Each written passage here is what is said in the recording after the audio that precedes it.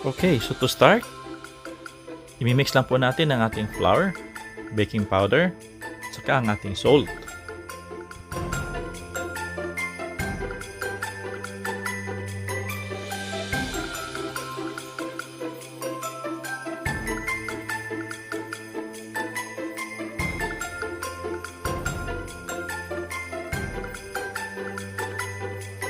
Then, pwede na po nating isawsaw ang ating onion rings sa itlog bago po ang ating dry ingredients.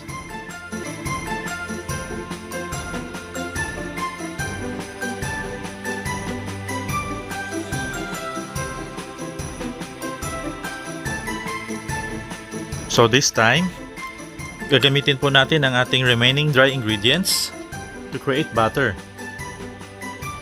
Just add the milk to the flour mixture and just make sure to mix it properly.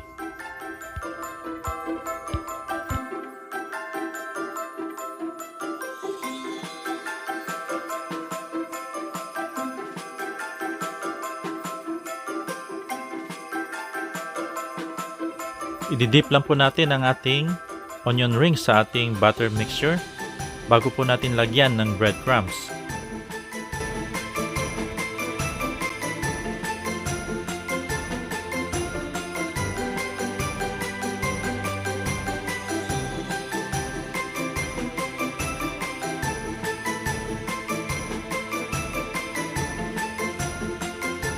So ito na po, ready to cook ang ating onion rings.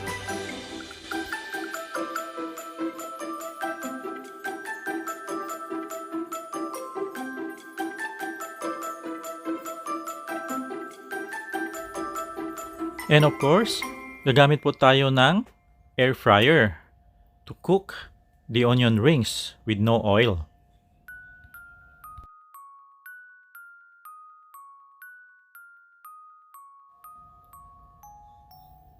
Ilagay lang po natin ang ating onion rings sa ating air fryer basket at ayusin lang po natin ang ating paglalagay para maluto po ito ng pantay-pantay.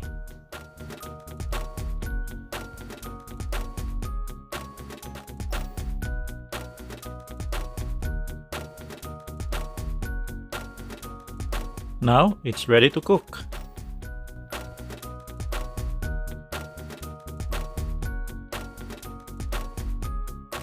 Then, lulutuin po natin ito ng 7 minutes at 360 degrees Fahrenheit.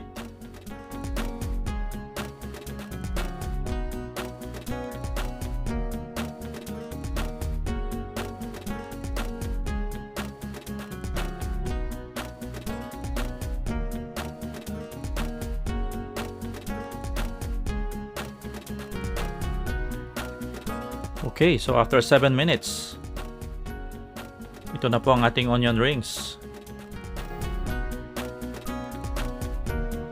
So guys, this is now our onion rings with no oil.